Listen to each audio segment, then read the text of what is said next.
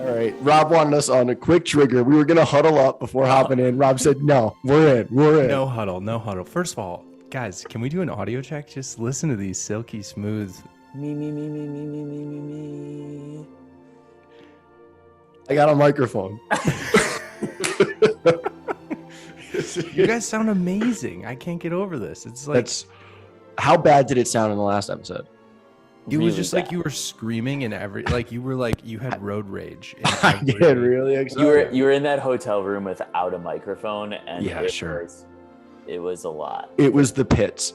Hey, if you've made it this long with us, it's only going up. You know, we're still single. This is episode 9. Is that right? I will say it has definitely hurt my personal dating, having a podcast called Still Single.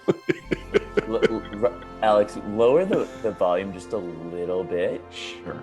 Just a or maybe just don't yell into it as much. Or just like be a little back. It definitely picks you up really well. It picks me up. Yeah. Yeah, man. Better. We're here for this energy. Well, guys, again, thank you so much for being just such supportive listeners. We've gotten so many DMs at We Are Still Single on Instagram. You guys have, put reviews up on Apple Podcasts. Like, you've slid into our DMs and asked if we could go on dates, which we're very flattered by. And honestly, like, we feel like there's this little movement going on that we're building, like fucking still single, hashtag still single. We love you guys, seriously. And we're going to just jump right into it. So I was doing a camping trip, and one of my favorite books is Green Lights by Matthew McConaughey. Oh, so good. And, love and what yes, and you, Rob, you had mentioned it a couple episodes back, the little, like, the wisps. Just little birds just flying off.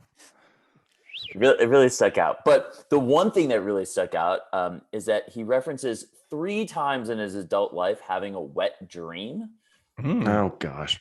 I just see where this is going. And I just, before we hit record, I was like, are we not going to do these kind of things? And immediately first thing Jordan, before you go into your anecdote, of the 3 of us, who's had a wet dream? Raise your hand. This is in my life? Yeah. Yeah, I've only had one in my life. I've only had one in my life. Weber, how many of you had? I feel like you've had a lot. It's just so absurd. It's just so absurd. The amount of them is absurd. No, just like, of all the things that I thought we were going to talk about, and like both you guys were like, I'm so excited for the episode. Got so many things to talk about. It's just like hot out of the gates. I told you guys I'm coming in hot this episode. Jordan, I don't mean to cut you off. I need to pry just a little bit on Weber. You need an answer. You need an answer. This is not like my thing. Don't like your position. All right, I'm holding up 2 my hands. Thing. I'm sure I had one in high school. Okay. In adult life, I think maybe one. I'm gonna say one in adult life. So I don't know when, but you had 2. Yeah. There better be a deeper mission on this one. Okay. All right. Yeah, all Jordan. Right, what makes you ask? ask? Jordan. That was pretty much it. I was pretty surprised that as an adult, absolutely absurd. He had 3 wet dreams that had nothing to do like with any kind of intimacy, and it was just kind of like the last wet dream and only wet dream in my life. I was probably like 12 or 13, and this guy's like at 32. Like, there I was, like. Well, he's a raw dude. He's just a raw dude. Right. I think it was a little, but I think at the core of where I wanted to go with this and the topic that I wanted to discuss about is what makes you nervous. And this was something that got brought up, is that girls get, prior to a date or in situations, is like the things that girls get nervous about is like, is this person going to kill me? Is this like, is this guy going to get like social cues of whether or not I'm into it or not? And the misogyny that comes with that. And so I made a little bit of a list of the things that like I got nervous about prior to a recent date. Such good prep for this episode, Jordan. Such good prep. To you. You got a list. I want to acknowledge and appreciate the prep. I also want to say for this theme, which is nervous before dates, it's a great topic. Of all the gateways in, have you ever had a wet dream? It's just the most absurd entry point. But no, I love the topic. I love the prep. Thank you so much. This is sometimes, awesome. Late at night, I have a wet dream after I'm just watching the birds. All right, sorry. Jordan, you get nervous? No, it's great. It's great. It's so great. So I guess the things that I was thinking of, as opposed to you guys deflecting, I thought it would be important for me to present stuff, give the answers, and allow you guys to brew a little bit. He's got a strategy today. Dude, this guy is not playing. Doesn't have the link, but he's not playing. Look, I'm here for all of this. Can we just own? Can we, before we hop into it, can we just own some of our realities? This mic thing is such a big deal because for some reason, dude, Rob's just on it. But then like I've struggled. I don't know. I'm never like on some things, and tech is one of those. Jordan, you were on it. You don't have our link for the episode. We're on episode 9, same link every single episode. Every week he texts us. So link? Question mark. Rob though is so on it and then absolutely missed one episode by 9 hours because I think he was sad and sleepy. It was. I was so sad and sleepy. Okay, Jordan, you're nervous. This is great. Yeah. So the things that I was realizing that I was nervous about was one was like being at my best, at my like being funny, being witty. Like, did I have the mojo like leading into it? Was I feeling that way? Like, do my references and does like I think generally like does humor and like the connection hit? And that's what I was nervous about, where I'm like, hey, we connected, we have this attraction, but is that same energy going to come when we're in person and we're having to deal with that? I think then also moving forward is like, will there be an attraction and like the validation that comes with that? A lot of like dating is like kind of an ego boost for all of us of like, feeling good, getting dressed up, doing all that kind of stuff. And like making sure that I like know how to hold a conversation, which also brought me back to like, and I'll bring this up maybe a little bit later, is just a lot of what like my talking points are maybe just be very like high surface level. And I was like, can I get to a deeper level? Can I hold a conversation that goes beyond just kind of like, how long have you lived here? And like, I try to avoid those questions. So just the spark notes of your nervousness is you're worried about attraction. And then you're worried about if you'll be like witty enough or like intelligent on the date. Yeah, like if I have my mojo, like if I'm feeling I feel very witty in general, and like like do you feel like you're like nervous they won't be on? Yeah. I went on a date on Saturday and I literally took pre-workout powder before going out. You're obsessed with this. How did it make you feel? Sometimes if I don't work out, it makes me squirrely. Yeah, I felt fantastic. It's a very clean pre-workout, so it's just like what pre-workout is it? I don't know the name, but it's okay. I buy it at Whole Foods. I love it. They'll be a sponsor in season 2. Sure. So I guess I'll go. Some things I'm nervous about, very similar to you actually, Jordan, is that initial attraction. I really do get worried. I'm like, because obviously you meet a lot of people through dating apps or on the internet, and then you're like, okay, my spidey senses are like, she's cool, she's a good texter, like I like her pictures. But you really don't know if there's real attraction until the moment you guys connect. And I think you can actually know within the first like 3 seconds if there's real attraction. Okay. That I got to think about my other nervous parts. But so wait, what was the nervous? I didn't hear nerves as much as how tall you are. Just pure confidence. I guess it's just nervous. Like, okay, I'm about to like just, embark when on you're it. hanging from the Ferris wheel, just being like, go on a date with me. Was this that a Notebook reference? A Notebook. Nice. We got into it quick today. I guess I get a little nervous if there's just going to be like a vibe, check. Like is the vibe going to be there? And if not, I'm signing up for an hour or 2 hours with a total basic stranger, being like, oh God, I gotta like work through this. One thing that I was doing, I mean, it was just part of the pandemic years that we were in, was like the FaceTime first date. FaceTime vibe check. And I have not done it since, but I remember doing it and being like, this is such the right thing. You can see if you're actually human beings who want to go and like spend hours together. And I have not taken that to heart at all.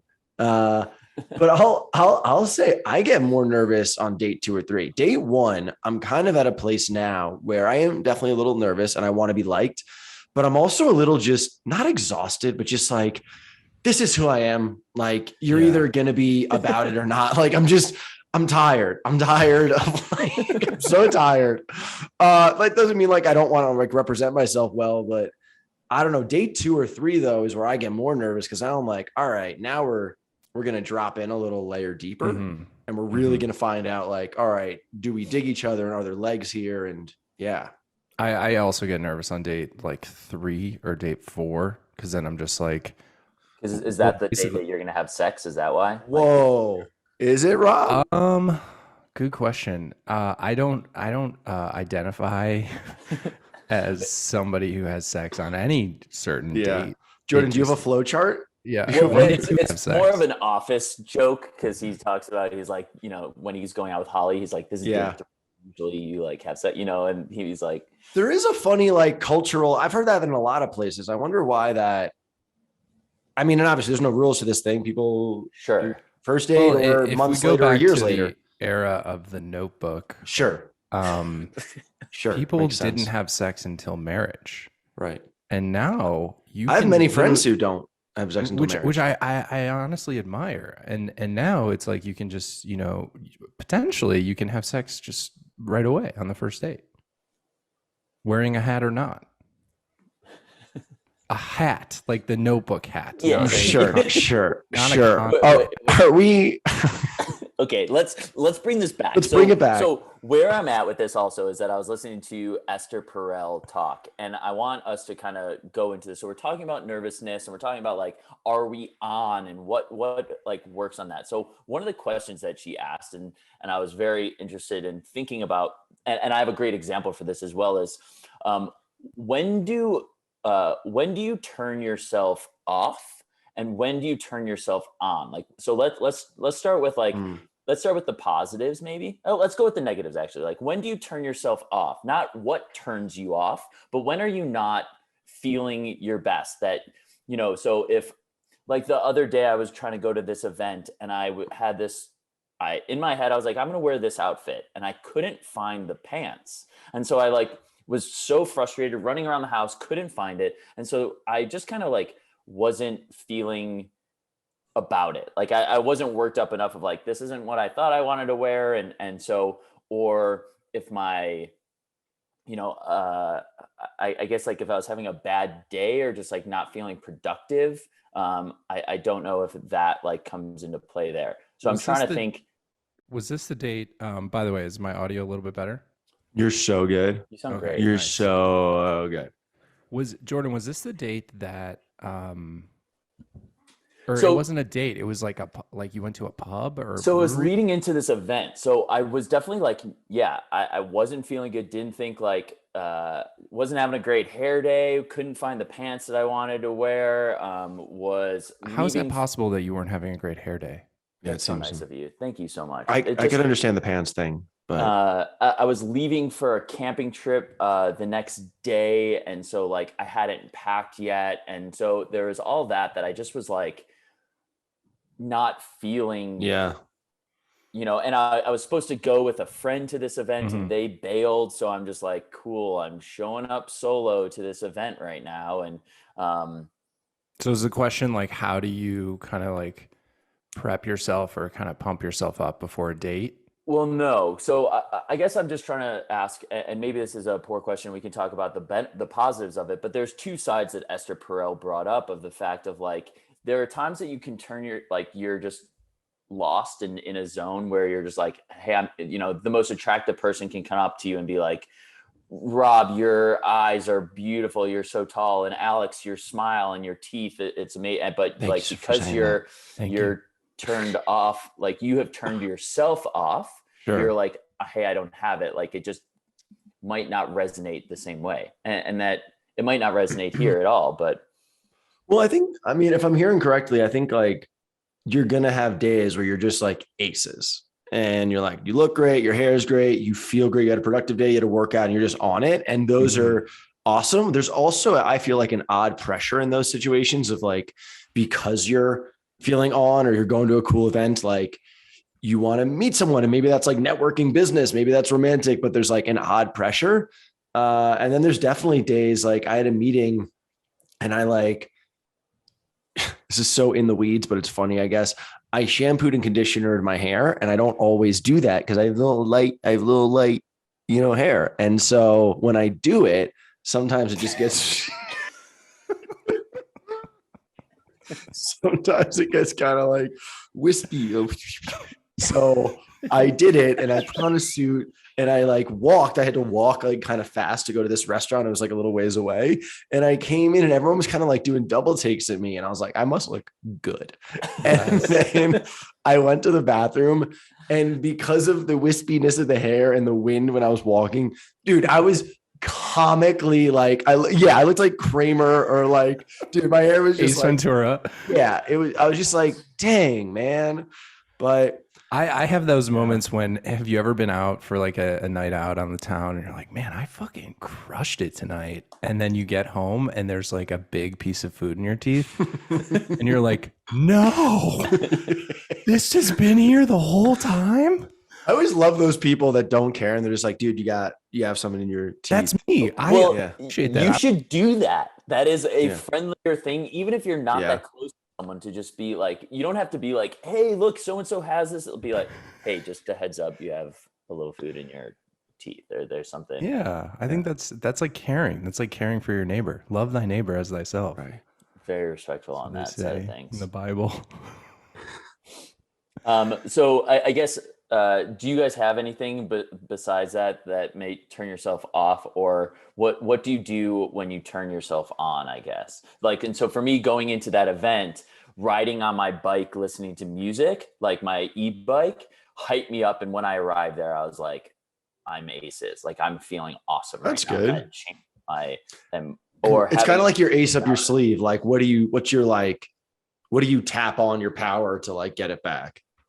Yeah, exactly. It's like turning on Eye of the Tiger. Right. You know? Yeah. Like, well, music, that's a good one. Music's a good one. Sure. Yeah, music. Actually, Weber, I remember when we were like pitching shows back in our 20s, you would like go into a bathroom and do push-ups. I would, man. And I really would get the blood flowing, which I've done that. I've done push-ups before a date, and it really helps. Dude, I'm still quirky. We're all pretty quirky, crazy. I was an absolute just nutty. I would work out I would drink so much pre-workout because I get excited for our pitch meetings and work out. And then I would crash by the time the meeting happened. So I'd have to go in the bathroom and do push-ups. I don't know. Because I think music helps. I think breathing helps. I think like, your bike, Jordan, or even a talk with a friend. I'll say though, what's helped me too is also just some perspective of, I think maybe this is just us getting older or more sense of ourselves, of just like, gosh, I don't want to say it's not apathy. It's definitely not. I think it's just grounded of just like, all right, like, we're good guys. Even if we're not having our best hair day or our, feeling all cylinders, like just show up and have faith in yourself and just like be enough, There is a saying, I mean, a mentor of mine after Noel passed, he's also a widower, and he mentioned to me, I was like, hey, like, am I ready to start dating? And he's like, honestly, yeah, I think you are. And he kind of gave me that permission. And then I was like, well, what if I'm like on the fence about going on this date? And he's like, you won't know unless you go. And there was just truth in this idea of like, you really don't know. And you can get in your head and be like super scared or just be like, I don't want to. And you really won't know unless you go. That said, I've been dating now enough where it's just like your gut reactions to some of the women women I match with, it's like you have to just trust that. And I'm kind of in a period of like, if it's not a fuck yes, it's a fuck no. That's a good outlook. It's tough to stay in that outlook though. I feel like whether that's loneliness or going deeper into that, it's like I wanted to bring up loneliness today because I've definitely been experiencing it lately. And like, do we do you guys, when you're experiencing heightened loneliness, find yourself filling your calendar with more dates or filling, your evenings with more socializing? And how does that make you feel? It's a good question. Jordan?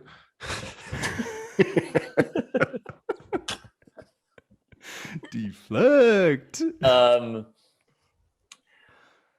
Yeah, I think there have been times in the past when, you just try to fill it up, and also I think it ebbs and flows as well with just like the energy and the connection that you're putting out, where there are times when at least this has happened for me, where it's like I can't get a text back, and then there's other times that there aren't enough evenings in the there's not enough evenings for my space to have, or like, am I saying this right? Why can't I say this right now? There's not enough time for you to like I have do all so your many commitments. options of dates that I'm like a date every single night or something along those lines, and you're just doing that of like this ego boost and a little bit of like filling that void of loneliness. Or I think for me, it's a bit of like avoidance of what I really need to be doing. And so I'm doing it with like this ego boost.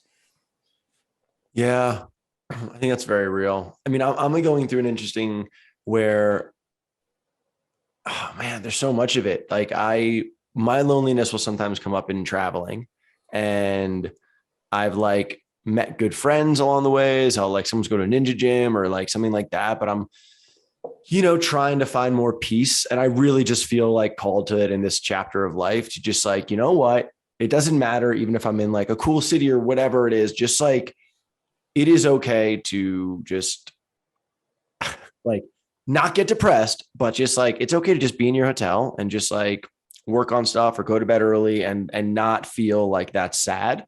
Right. I think that's a lot of the driver sometimes is I'm like, am I like a sad man? Like, I'm like it's Saturday night and I'm in a city and I'm just like, but I don't drink now. And so that was a big recreation source, was like right. Drinking.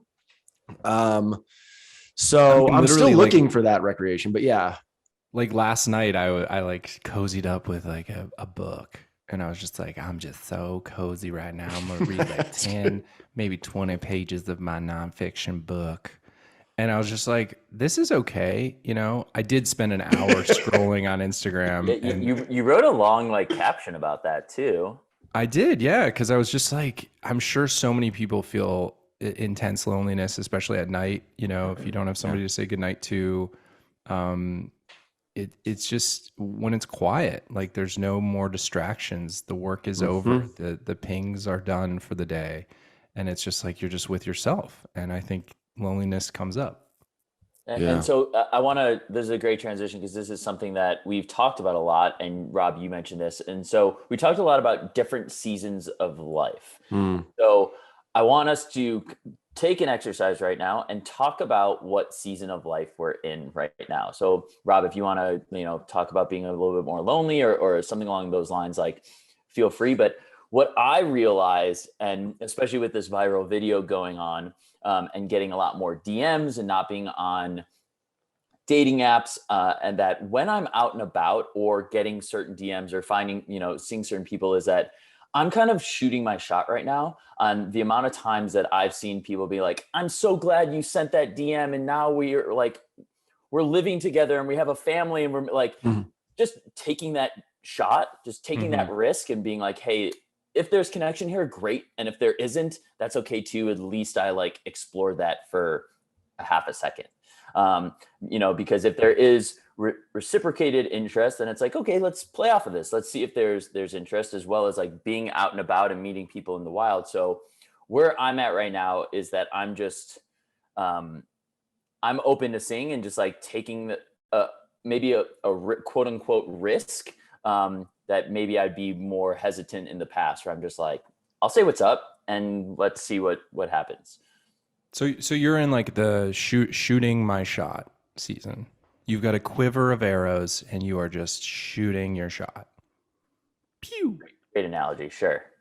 Okay. Webbs, what season are you in? I just feel like I have been, and I'm like close. It's like stepping up to the full man Webbs, Yeah. And that's like looks like across the board. It's what do I do with my free time? It's how do I date? It's how do I handle finances? It's where am I dedicating my energy and career? Like, am I spreading myself too thin or am I doing like big boy stuff? And I still feel like I have one foot in each camp. But I feel like I was like 2 feet in the younger man. I guess just like not really being like, I don't know, holding myself to like the highest standard. And I feel like now I'm in 1 foot in each camp, but I'm like heading towards both feet in full man, Mr. Weber, where I want to be. Not there yet though.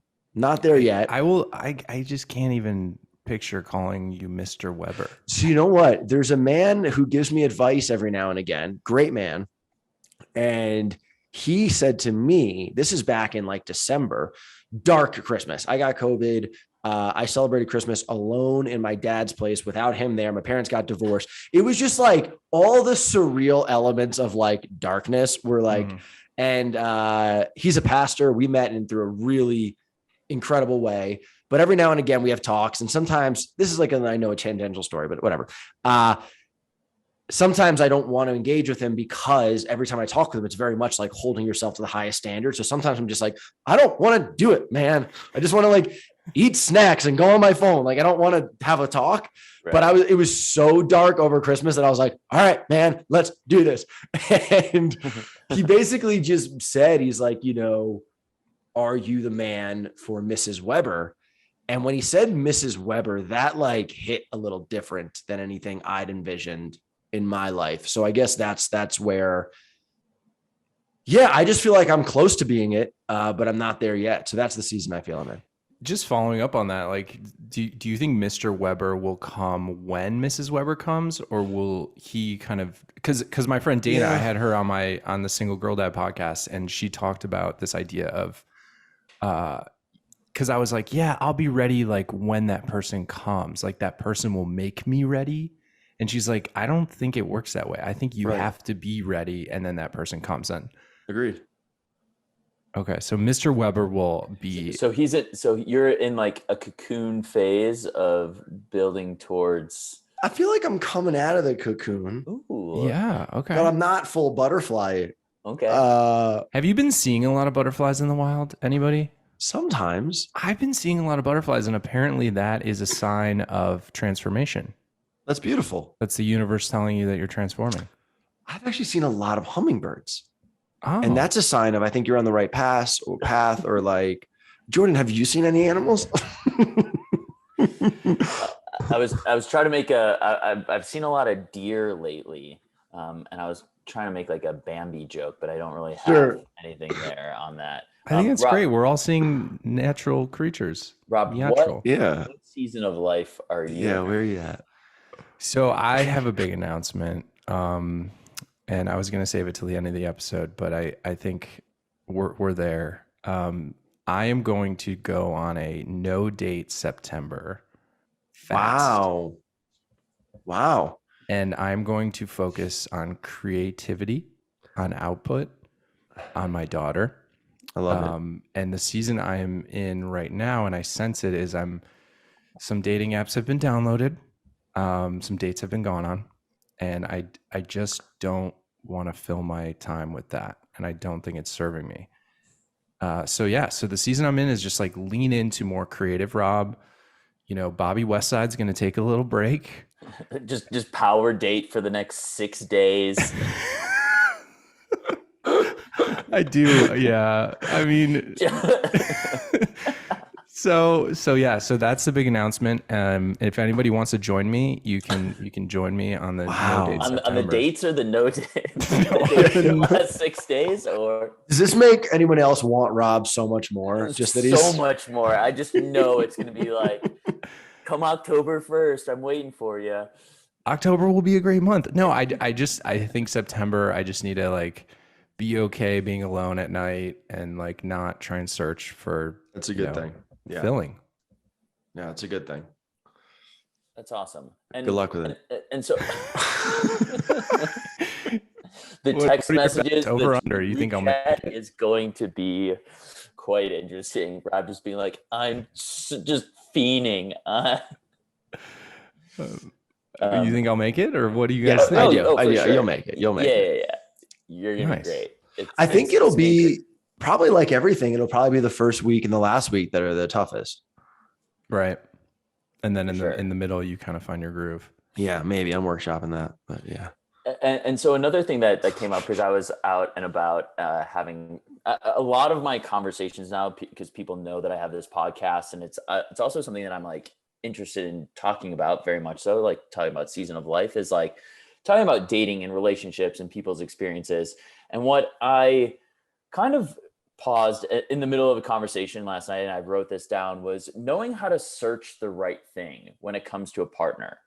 And like, am I like, where am I putting priority of when I'm making these connections or, you know, shooting my shot? Is it literally just like, this person's really attractive, let's hope that like there's a connection here, but like not seeing a deeper core? And it made me concerned because it brought up the thoughts of like me being like, what are your 3 favorite fruits? And all these like, just like engaging questions that don't really get to the core of like, hey, I want a family.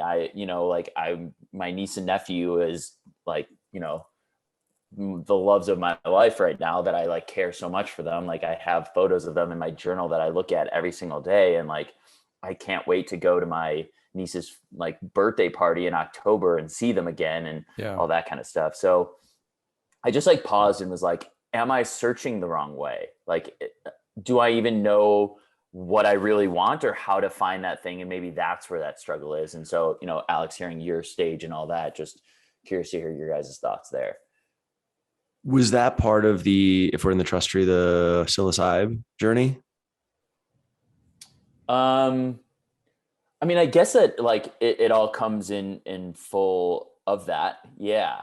But it really came to fruition like last night as we were having that conversation. Yeah. Interesting. I mean, I remember, you know, you've got this viral video going on right now, and obviously your DMs are explosive right now, just exploding, which is great. And I think you called yourself in our text thread, you're just kind of like, I don't like, am I just distracting myself, or like, there's just so much inbound. And I can understand that feeling. And it's like, can you just take a breath and focus? But when you say search, what exactly do you mean? What are the mechanisms of search for you? Well, yeah, I mean, there's dating apps, there's social media platforms, there's going out in the wild and doing that. And so I think like, I don't know, I haven't thought much beyond like that is just what I quickly wrote out of. It's almost like dating is a search. Like, well, it's almost like if you had like 100, like you're dedicating focus time, energy, care to this search rather than maybe living life. And if it happens, it happens. Is that accurate? Yeah. I'm not putting like a pressure on it. I think it's just like the way that I've been doing it has been very light and not putting, you know, the way that if we're doing a Venn diagram of things of like, Rob is very vulnerable and has this story that he connects with. And for me, I'm just kind of like, I'm breezy, I'm cool. You know, like, let's have fun. Like, let's not think about things too much. And I'm going to ask you goofy questions that most people don't ask about. And I don't like, you know, I don't want to know much about what you do for work because you've been working all day. Like, let's have fun and like carefree, be breezy. Yeah. No, I get it. So you're basically saying like, do you want to show up in a different way? Right. I'm just asking you guys like how you go about like the people that you're connecting with, and are there things that you're. Yeah, I want to go deep because for a few reasons, like it's like one, it's more fun actually, I think, on a date. And I've mentioned this before of like, all right, let's go there. Cause it's going to be way more entertaining and engaging. And maybe we don't hit it off romantically, but maybe it will have served either her or me to like talk about someone in our life that we don't really talk to anymore, or like talk about a heartbreak or talk, you know what I'm saying? It's rather than our like interview questions. Where did you grow up? How many siblings do you have? What do you do for work? It's just, right. You know, And also, and I mentioned this, it's just, I think at this point in the game for all of us, we all have enough like unique things that might either be like way big green lights or way big red lights for people. So it's like, might as well show up with it all, you know? Mm-hmm. I agree. I mean, I don't know how to do surface. As soon as I sense surface bullshit in a date, I check out. Yeah. And I That's actually a good answer of how you get turned off. Or like, yeah, I actually resent the person. Like if it's surface, I'm just immediately like, what are guess we? what I do for work? Yeah, I'm Guess. guess.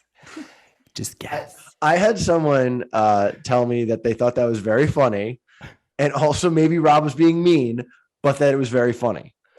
Oh, I'm mean. It's okay. I can be mean. It's. I mean, it was mean, and I'm sure you know. I'm. I was just being honest. It was a turnoff. I didn't like it, and I guess I was being mean. I took her out for dinner, and we had a nice time. I wasn't mean at all, but she's in the other room. Date again too. Are we circling back on that? Yeah, it was a first date dinner, and she was very sweet. It just wasn't a fit, and yeah, it was great. So then can I also, and it goes into search, and this comes back to one other note that I had with the Esther Perel topics, is that what are you drawn to in a partner on a date? So you're talking about something that you were completely like drawn off. What about the other? And Rob, you mentioned someone as well, like, oh, they have a good job, and I was just like, all right, let's cut to the core. Like, cool, they have a cute job that you like, but what is something that you find in a partner on a date that you are drawn to? I mean, for me, there's definitely a desire for a woman to like love children, love kids, have like an appreciation for life and like you know, young kids. And sometimes in my dating experience, I'll talk to someone and they know that I have a child, and they're just like, yeah, I haven't really spent that much time with kids, or like I don't really see myself ever having kids. And I'm like, what are we? Right. Like, I am a father. I have a child. And they're just like, yeah, you know, kids are a lot, and I'm just kind of like finding myself, and I'm just like, okay, so, but shame on me, no shame on them. Like that is their journey. It's just like the vetting process. So that is definitely a green flag of just like, I really want kids. I love kids, and not in a like I need to have kids. That can almost be a turnoff. But just this like understanding of just like, yeah, I would love to have a family someday. I think that's a beautiful sentiment. Mm-hmm. Yeah, that's a good one. Turn okay. I'm gonna always like a good big heart. That's just, I don't know. I just feel like if we got what does that mean? Break that down. What does loving that mean? like a warm spirit, like a loving of people, loving of life, hopefully loving of me. Like you just want to be loved. I just want to be loved. Yeah. When was the last time a girl said I love you to you? Wow.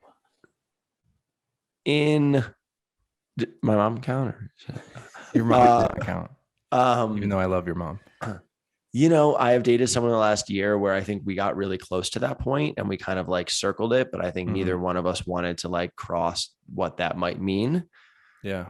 So I guess romantically, like not a friend. Oh man, dude, this is a hidden question. Dang, dog. Like, someone saying I love you romantically. Like February 2020. Okay. It's been 2.5 years since you love me. Yo, let's send some love Weber's way. Yeah. When was the last time you got it? Thank you so much. I love you so much, man. I love you both so much. It's just not romantic. Jordan, what was the last time a woman said I love you to you? I think it was like, February or March 2021. Yeah, and I think I'm September 2021. So all of us are at least a year. Yeah, we're about a year. About a year or more. Well, I love you guys. I love you, I love dudes, you. I too. mean it. All right, I'm going to transition, and the whole point of this episode is to make you guys nervous and This really got good. so So I sad. want to play this game, and I hope that people will send in other examples of this.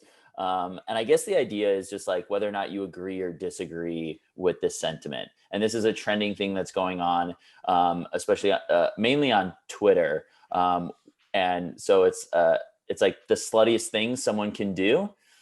And I just like having fun with it, and it's more comedy than anything, so it's not actual like. So the first one is the sluttiest thing a man can do is say your name in a conversation. Do you agree or disagree? And maybe it's like a girl, like, you know, if you're talking to someone, the sluttiest thing a girl can do is say your name in a conversation. So she's like, Rob, get me an iced latte. Rob, you look so great tonight. Sure. Put it in the middle. Put it in the middle. Try it in the middle of the sentence. Yeah, or just like that matcha latte that you got me, Rob, was so delicious. I really that kind of it kind of worked in the middle. In the middle, it's slutty. Yeah, or even at the end, just that acknowledgement that they're talking directly to you. I think. Yeah. Like, oh wait, we're here. When you walked into the room tonight, I lost myself in your eyes, Rob. Whoa. That's great. That's a great sentence, though. That's a great sentence. For sure. I mean, he's 6'3". How could you not? Totally. Alex, do you agree with that? This I like that one.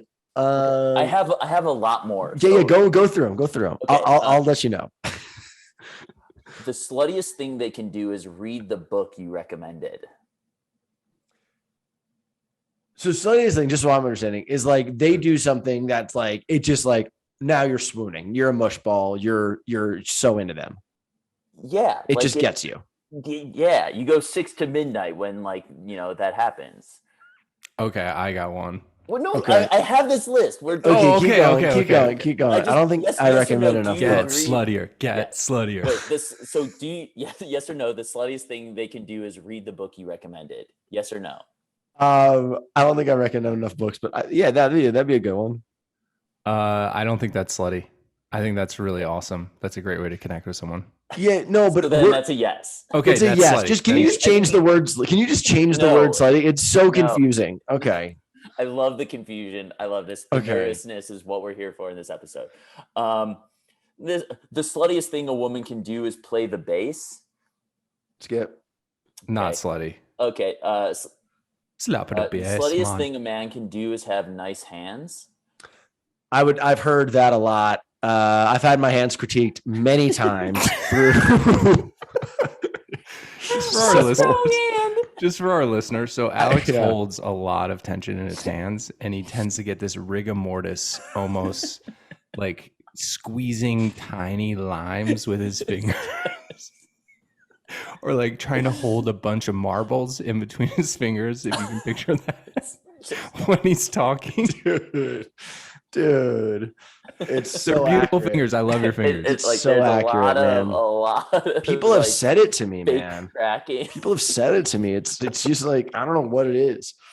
But I've gotten women like hands. I've gotten pros and cons. I've gotten pros because in Ninja Warrior, they're like big and they're strong. I'm going to say that again for every listener. They're big and they're strong hands. You do have strong hands. Thank you so much. I've also gotten ripped apart. I get very nervous sometimes and I'll bite my nails, and I've gotten really negative feedback on that. So that's something I've worked on. Somebody I recently dated told me I had small hands. Ooh. Let's see. And it was like an inside joke. She was always like, "Oh, grab me with your small hands." And I was like, "Wait, I don't have small Hold on, hands. We got to see these." They're not dude. Small. I just thought the microphone was big, but now it's a normal microphone, and you just have a little bitty. I'm just a giant 6'3" man with tiny little hands. Rob uses 2 hands on a pen just to make sure. Oh my god! All right, the sluttiest thing anyone can do is have a neck tattoo. No, skip. Nah. Okay. What do you think, Jordan, on these? I think nice hand. Like if you flip it as well, like I think noticing people's hand, it makes me think of Seinfeld, where it's like the man hands thing, or like people with nice hands. It's just Yeah, I've definitely heard that about with men with hands and all that kind of stuff. I'm a sucker for tattoos, especially, like, so maybe, depending on the neck tattoo. Yeah, I'm not opposed to it, but the sluttiest thing a man can do is say fuck under his breath. We're out on that one, okay? I'm gonna say that's kind of slutty, yeah. You're just like, fuck. Fuck. Yeah. This thing a man can do is say, oh no, I already did that. The sluttiest thing anyone can do is call you love. Nah. The British thing. I think that's a Swedish British accent when they do that. When it's like, I like that. Yeah. I'm in. Slutty. I'm here for that. Slutty check. For sure. The sluttiest thing a girl can do is hook a carabiner to her belt loop. That feels like a very Colorado thing. I was going to say that. Very Colorado. I was going to say that. All right, here's the last one. The sluttiest thing someone can do is dream about you and tell you about the dream the day after. That's super slutty. I think it's an interesting one though, because it's such a cliche of like, I had a dream about you either way. But I think if someone did it in like a cool way of they genuinely did have a dream, not just like trying to like be risque. You would tell someone you had a dream about them if you didn't have a dream about them? No, but I'm just saying like, I think like, it's just like almost like a cliche thing. But I think if you were to like go on a date with someone and you're like halfway through the date, so it wasn't like I guess what I'm saying is if you weren't like leading with it, like, hey, I had a dream about you. But if you're almost like you all like getting along and then like just like casually someone was like, so the other night I did have a dream about you. I think that would be like, oh, wow. Okay. I told a girl that I dated that I had a dream about her and she's like, and then we ended up going on another date. It was great. Do you think you ever told somebody? You think it was on? You didn't know if you were going to have a second date, but you kind of threw this Hail Mary that like. It wasn't even a Hail Mary. I just had this relationship with her of just like, yeah, you were in my dreams last night. I dreamt about you, and I texted her, and then we like ended up setting up another date. I like hanging out with her. Like it's just nice being with her. Rob's on this, and I love it. He's just very honest. He's just. I like this phase of your life. It's just like I'm here. This is who I am. It's great, man. I mean, if I ever need to reel it back, you just let me know. I don't think you do. You're helping me. There's been a couple moments this week where I was like, all right, well, I'm telling you, I thought about you. I think about you all the time. But no, it's like people are going to feel however they're going to feel, So tying it back to wet dreams, and then we'll segue into some questions from our lovely, beautiful, still single audience. Would you ever tell a woman that she was in your wet dream? Like if you had a sex dream about that person? Yeah. Would you thought that's what you guys were talking about? No, man, you can have about women without it being a sex dream. You guys go. I'm gonna take a few plays off. You guys go. I guess it depends the relationship, like where you've been. It kind of can bring a bit of concern the way that I think it was Jen who brought that up, where she went on that date and that guy was like texting her very sexually forward things that makes that relationship that way. So it depends. If you have a little flirtation with it where you're like, whoa, I had this wildest dream about you and it was like sexual. Otherwise, like, it's like, hey, I had a dream about you. And usually in parentheses, it was like, we were fully clothed, like letting them know that it wasn't, that it was more, hey, you were in my subconscious mind versus like, I just want to tear our clothes off. Do you guys remember who was in your wet dream? Since we've only had one or two. No, I do not. I do. Who? Francesca. Real person? Yeah, real person. I can't say her last name, but I was in 7th grade. I was in the basement at Jarrett Annenberg's house, Jarrett Annenberg. And I had a wet dream. And I remember I woke up and I was like, I'm coming. And it was about Francesca. So that's that. Yeah. If you guys want to do some FBI search next month to figure it out. She's the great white buffalo. Oh, nice. And since we're circling back as well, do we want to do book club episodes moving forward? Should I present us with this task? Yeah, let's do it. We're good with that. Okay, so So as I was listening to Green Lights and thinking back on some other impactful books that I've read throughout my time is Neil Strauss's, which was really controversial, The Game, which talked about like how to essentially it was like how to pick up women and live your most confident life. And then he had a follow-up book called The Truth, which talks about him exploring different relationship styles and ultimately committing to his now wife, who they have a child with, and all of that. I remember back in like 2015 when I was going through a really hard breakup that I was recommending The Truth to. That was the number one book I was recommending the most. So I think it'd be really interesting for us for next week to read The Truth and our audience to be able to listen to that as well and kind of talk about, I mean, that's where negging comes and all this other stuff that we kind of pull out from it. And then the following week, we listen to The Truth and see what comes of it as well. Thoughts? So we would listen to The Game. We would listen to The Game and talk about The Game next week. And then the following week we'll do The Truth. I'm on board. I mean, let's give it a shot. Let's see. Yeah, I'm in. I mean, I'm curious more than Mr. Strauss's thoughts. I'm curious because we can all just go read a book. I'm curious what you guys think and what I think in our audience. Yeah, cool. That's what like, So we're really using it as just like to spearhead the conversation, to get some anecdotes, to kind of meld the three minds here, and then we'll talk about it. Yeah, see what's accurate. And I like it. Exactly. I'm in. What would still works, what we think is like just general confidence boosters or way to hold conversations, and not necessarily like this picking up women and convincing them like this way that it got a negative rap for. I love it. I love it. And I got one before we close. It's Rob mentioned the still single community or movement, and we've talked a little bit about it. I mean, I think it's ultimately, I think what we're hoping to do is remove some of this shame around definitely why are you still single? Are you flawed? Are you damaged? It's never going to happen. And really being more okay with who we are and whatever season of life that we're in. And I got a message from someone who it was really whoop. Listen, microphone down. Tighten those screws. You guys have sounded so silky on this episode. I know. Big snaps to you, Alex. I know that this is good. You. Big snaps to you, Jordan. I'm really proud of you guys. You guys sound thank you so much. Thank you for seeing me. Just keep it together. Keep it together. So I got a message from someone, and I won't say who it is, but I actually got two messages that were similar. But one was that I went to college with her. Absolutely awesome human being, and just life is life. And we all went off, and she's basically, if I'm understanding correctly, in a season of life where she has a daughter, but is no longer with that partner.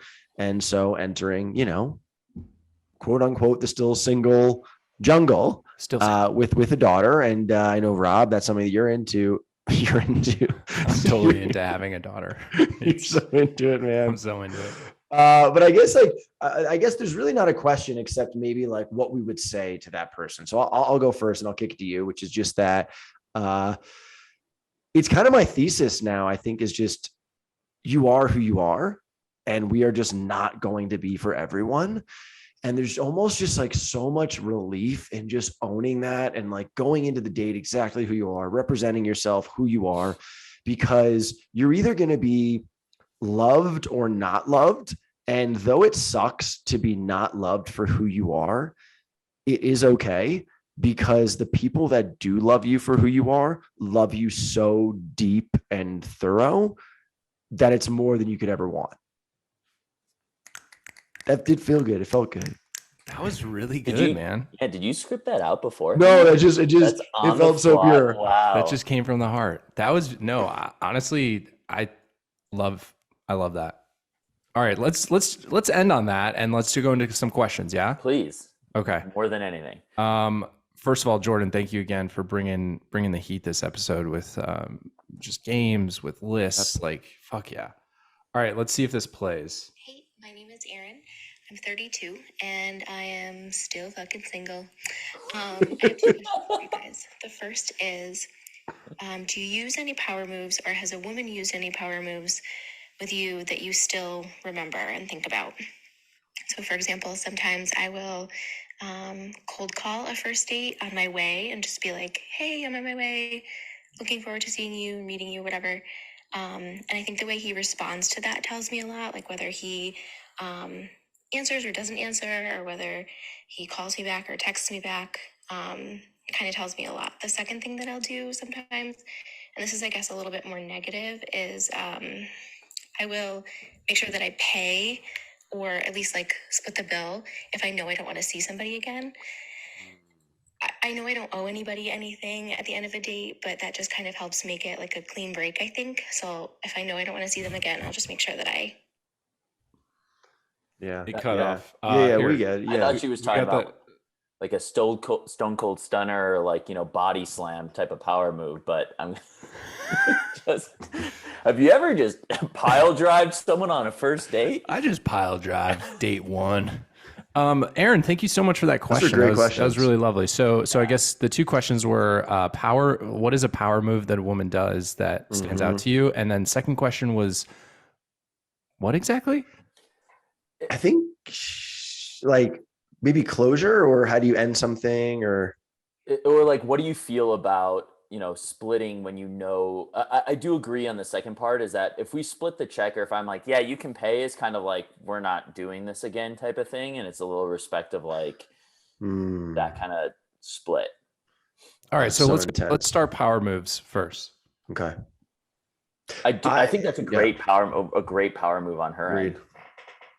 I went out on a date with someone. This is like 5 or 6 years ago. We're still friends. She's awesome. But leading up to the date, she FaceTimed me. Again, this is like 6 years ago, so it wasn't peak FaceTiming, or maybe it was. I don't know. But she just FaceTimed me out of the blue. And I happened to be like about to go to a comedy show. So I kind of felt like cool and like on. So I answered, and it was like great. We had like a 5-minute talk, and then we went and had a great first date.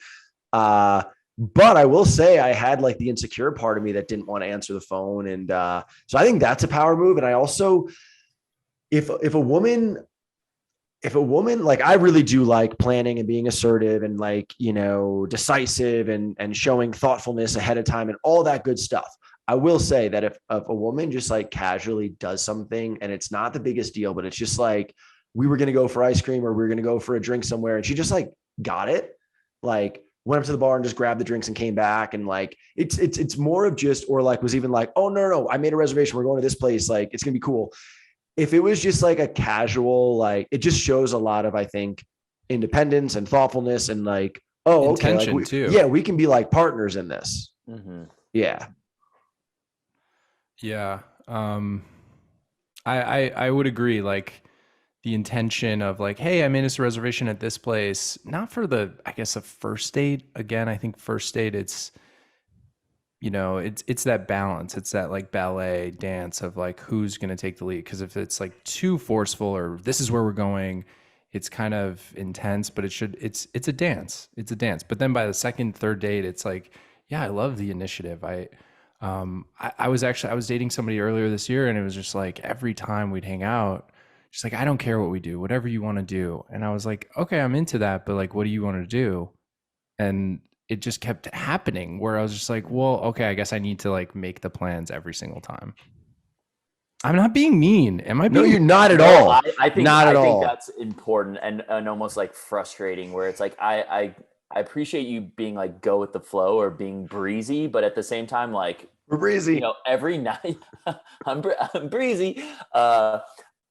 I think being able to make some decision from time to time when I'm like, hey, we could do this or this. And it's just like, we could do either. And it's like, just one time, make a decision. It doesn't make you a bad person because you don't want to do one thing versus the other. Is there a power move, Jordan, that stuck with you? I think like her example is really good, or like, I think voice notes, like, because I do think people's that's good. Can be a turn on or a turn off. And so like getting hit with that initial voice note. I've got another question queued up when you're done. Great. Yeah, that's all. Like, because I think voice is notes. important. So I think ultimately, if we're talking about that side of things, another one I was thinking of, just like some other girl being like, hey, this other guy like is really into me. Like, where do you stand? But that's like a few dates, it's one of those like shit or get off the pot, because I have someone else who's like interested. That's like when you're interviewing for a job and you're like, I actually have this other offer, and it's, it's better. So what do you want to do? Exactly. And as you guys know, here I am on a podcast called Still Single. Still single. By the way, we kind of, as Rob's pulling that up, we kind of glossed over this, how wildly detrimental this has been to our own personal dating. Just like, I wouldn't say wildly. It's just created some conversations, you know. It's created a lot of conversations. Some have been good, actually. I reconnected with an ex-partner of mine, which we had a lovely conversation. So it's definitely creating a wide variety of conversations. All right. So here's a question from Renee. This is a question for all of you. Have you ever started dating a woman and after a few dates or a month or two in, you've been intimidated by her and you decide to break it off? I think so. Based on intimidation? Yeah, intimidation. Old intimidation. I don't think I've ever broken something off from intimidation. But what intimidates you? That begs the question, what intimidates you? We Like need to break biceps? that a little bit. Biceps? That's fair. So if someone's like more physically fit or stronger than you? I mean, my gym crush. I was joking. That would. But you have those you have those little hands.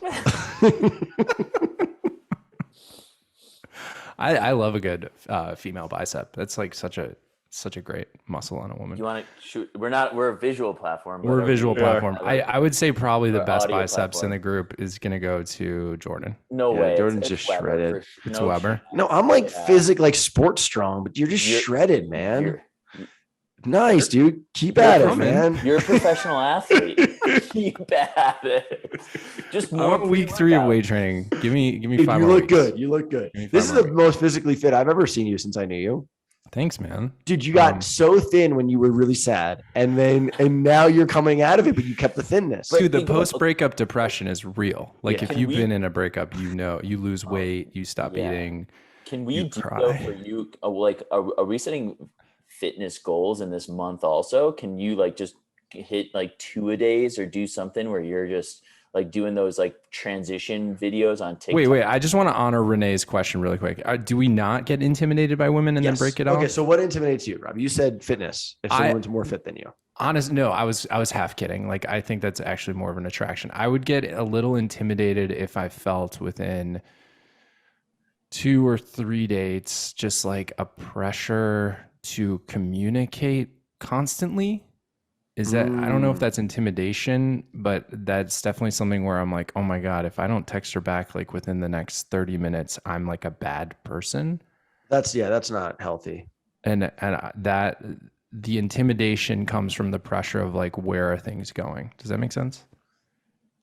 Yeah. I mean, yeah. That's like a very loaded, so is it like, too loaded? Well, no, is the person texting you like, hey, where are we at with things? And then you're like, take my phone away. Or is it just like, hey, I got a Starbucks. What are you up to? No, it's casual. Hey, I got a Starbucks. Okay. But there's also been, so like, what are we? Like, what are we doing here? Are we going Von Deepa? Sure. Let's just let that sit. What am I saying that is so bad? No, you're not saying anything bad. You're not saying anything bad. You really aren't. Okay. I didn't know how to respond to it. Oh, okay. Fair. Tight. All right, Renee. Well, thank you for sending in that question. Well, Jordan and I will do it. It's a good question. Well, there's different levels because, like, I was gonna say that my gym crush, I'm intimidated by her, but I'm like turned on by that intimidation versus like the examples that you're giving of like after a while where it's like, if I don't respond in the next 5 minutes, like we're going to be in a fight. Like, because I looked up like a definition of what intimidation is too, to just be like, how are we approaching this the right way? So like, I think it's all situational, and I don't find myself being like intimidated. Like I think it's like a bit of a vibe check, or just like, hey, if I don't have the freedom of my life to like take an hour to respond to a message or feeling threatened by our conversation, then I'm out. But I don't know if I've ever truly experienced that. I want you to talk to the person at the gym. I get intimidated. I get intimidated if, but it's something I've really worked on. If a woman is like really has everything together, and maybe it's a good job, has a good place, is like just like got her life together, I can be intimidated by it but I've realized that intimidation is only my own insecurity, that maybe I don't have it all together. So I'm trying to look at it more as like an invitation to clean up some things in my life and level up, versus like, I think maybe years ago, I would just have been intimidated. Yeah. And probably ended it or self-sabotaged it to end it. Fair. Yes. Yeah. Self-sabotage. Do we have one more? Yeah, this one's from Kelsey. Kelsey wrote, she's first of all, I got to just read this first. Oh my God, I wrote so much. I apologize. Totally go through and pick out whatever you want to read. There's a question at the bottom. Hey, good morning. First, absolutely love this podcast. It is a breath of fresh air hearing that good-looking guys are going through the same thing as a woman. Second, the Notebook is set in the 40s because Noah goes off to World War II. Thank you for that clarity. Then she's like, how did you guys set up your podcast? Then she goes, okay, the dating pool in small town Nebraska is awful in all caps. Okay. They're either 10 years younger than me or 10 years older. And then those guys 10 years older don't want to have kids and I want more. So my question, do you ever feel like you need to take things off the table, like kids or having more kids, or run the risk of being single forever because of that one thing? Thanks for reading. Have a great day. And once again, absolutely love the podcast. Kelsey. Thank you, Kelsey. Hard hand. Thank you. I have a thought on this because I know we all have grown up in like kind of quote unquote smaller towns, right? And I work a lot and go to different cities and I meet a lot of people who may be going through something similar to Kelsey. One thing, and Jordan and I have even joked about this, of like the fantasy of just like meeting someone from a different place and one of you just being like, okay, I will uproot and change my life for you. So I say that, Kelsey, because I don't know, I would put an option on the table of, rather than going to like take the chisel and be like, okay, I can't have this, I can't have this. What if you did a good old Hinge or Bumby or whatever and set your location to like, I don't know where, like, let's just say Nashville, Tennessee, or New York City, and just swiped with people. And like, some guys might totally not be up for it, but you might meet someone who's busy and in a season of life where they really want to meet someone awesome. And maybe you pen pal it and develop something and he moves to you or you move to him. I would just say we live in a time where that's not that crazy. And so you're basically saying don't limit your asks or your wants and needs based on the dating pool that you are in. By your geographic location. Yeah. Don't limit it by your location. Yeah, because if these are core values of yours that you are then changing, there will be ultimate resentment down the road. Like if you want more children and you start dating someone who's like, I don't want to, and you're just kind of like, well, I really do. That really would like fill my cup. Like I really would, or just using that as an example, or anything else. And we live in, like Alex is saying, we live in a world where travel and getting around is very accessible. And so maybe look into that. Yeah, I agree with what both of you are saying. It's just like double down on just exactly what your core values are and what you need. If you want to have more kids, that's your truth. And that's a beautiful thing. Otherwise it will build resentment. Yeah. Personally, I do want to have more kids. I've been dealing a little bit lately with this thought of like, maybe I'll never get married again, but I definitely want to have a life partner. And I do think I'll get married again, but there's been thoughts of just like, maybe I won't. And that's okay. And it'll just be Leia and I. But in terms of dating, I would like to meet somebody who wants to build a family, wants to have more kids, and is obviously cool with the fact that I have a child. Mm-hmm. Yeah. That's not going anywhere. Awesome, guys. Well, I think this has been delightful. Fun. Like this has been a wet dream. Oh my God. Episode? Yeah. This has been a wet dream of an episode. Wait, you know what? Go ahead. No, mine, I'm asking for feedback. So if you've listened, you're now on episode 9. You've come along the journey with us. You've come along the journey. Because I think we're also exploring where does this go and all that good stuff. Because I think we know exactly who we are. And when I genuinely have the most fun is when us three are talking like how we talk when this ends and we all FaceTime each other. And it's like, just like us being really real together. So I'm curious, what do you like? If you're listening, do you want us to talk more about like dating or like just life in general, insecurities, or like romantic time? Like you brought up a wet dream. Like what do you want us to talk about? Still can't get over that you call it romantic I time. know every What time. did I every time? Yeah, every time you call it romantic time. You like it's having make it sex. PG. It's so like, and that's why that screwed up that one episode, because we're like tiptoeing the line on. It's having sex, making love, fucking, coitus. Sometimes you can say coitus as a joke. I have two things. One, romantic time? Yeah. It's like a cartoon on Cartoon Network. Adventure time? Okay, take us home, Jordan. Take us home. So, two things. One, if you have a gym crush, do you talk to them? Have you had that experience? You'll say what's up? Yeah, because gym's off limits for me. It's like kind of a, special place for everyone. Don't want to shit where you go every day.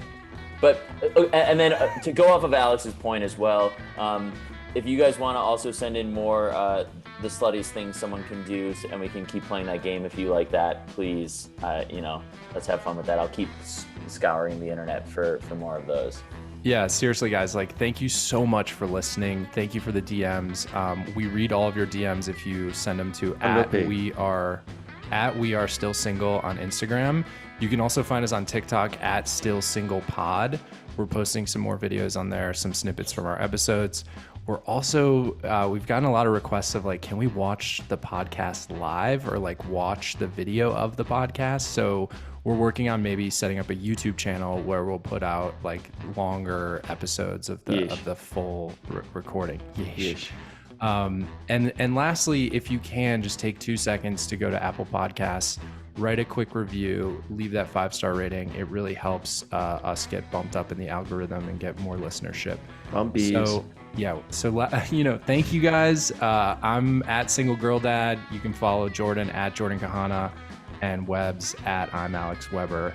And then follow us for fun meme content at We Are Still Single on Instagram. Jordan, go. Sorry. Yeah, no, you're good. Next week, we'll cover the truth. So if you guys want to also be in the know on what that book is about and what we're chatting. Is it the game or the truth?